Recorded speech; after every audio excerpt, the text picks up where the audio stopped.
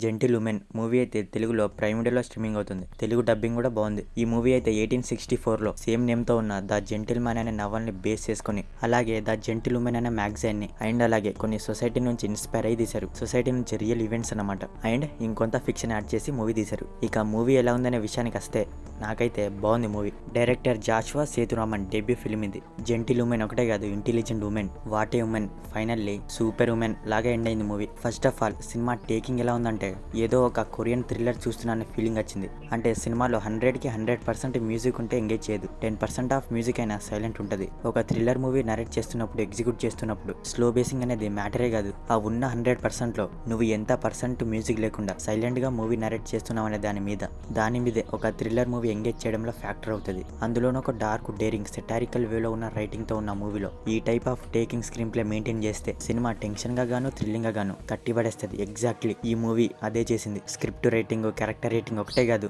అక్కడక్కడ cinematography, camera placement, ఒక scene అయిపోయే వరకు ఒక కెమెరా అనేది ఒక్కడే స్టడీగా మెయింటైన్ చేయడం వల్ల సినిమా టెన్షన్ పెట్టి బింజ్ వాచ్ చేసేలా చేసింది. ముందుగా ప్లాట్ లైన్ ఏంటంటే, ఒక న్యూలీ మ్యారీడ్ కపుల్ తన హస్బెండ్ వేరే వాళ్ళతో ఎఫ్ఐఆర్ పెట్టుకున్నాడని, అఫైర్ లో ఉన్నాడనేది మూవీ ప్లాట్. అంతే, అంతకన్నా ఎక్కువ చెప్పను, కంప్లీట్ స్పాయిలర్ అవ్వచ్చు. సినిమా ఒక స్టార్టింగ్ 20 minutes వరకు నా ఫీలింగ్ ఏంటంటే, అసలు ఏంటిది, దీని స్టోరీ ఏంటి, డైరెక్టర్ ఏం చెప్పాలనుకుంటున్నాడు అనే ఒక ఫీలింగ్ లో ఉన్నా. ఇక తర్వాత ఒక పర్టికులర్ సీన్ నుంచి కంప్లీట్ డార్క్ టర్న్ తీసుకుంటది మూవీ. ఇక అక్కడి నుండి సినిమా ఊపు పుంజుకుంది. ఫుల్ రసవత్తంగా వెళ్ళి టెన్షన్ పెట్టి ఫుల్ ఎంగేజ్ చేసింది. కానీ ఆ స్టార్టింగ్ 20 minutes అన్నా కదా, ఆ 20 minutes లో నాకు ఒకటి అర్థమైంది.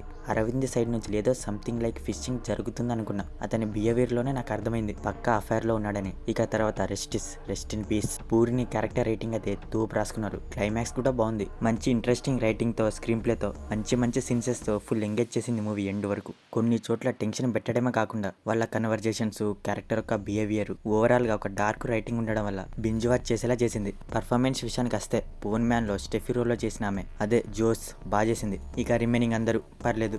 బీజిఎం, సాంగ్స్ అయితే పెద్ద గేమ్ లేదు, సౌండ్ మిక్సింగ్ బాగుంది. మొత్తానికి జెంటిల్ ఉమెన్ బాగుంది. నాకు మూవీ మీకు కూడా నచ్చచ్చు, ట్రై చేయండి ఒకసారి. మూవీ అయితే ప్రైమ్ లో తెలుగులో ఉంది. No dull scenes, no bad language. So మరిది జెంటిల్ ఉమెన్ మూవీ రివ్యూ గురించి. మరి మూవీ చూసాక మీకు అనిపించింది అనేది మా కామెంట్ సెక్షన్ లో కామెంట్ చేయడం మాత్రం మర్చిపోకండి. మీకు కనుక మా రివ్యూ నచ్చితే దయచేసి మన ఛానల్ని సబ్స్క్రైబ్ చేసుకోండి. Okay, will meet in next video. Thank you.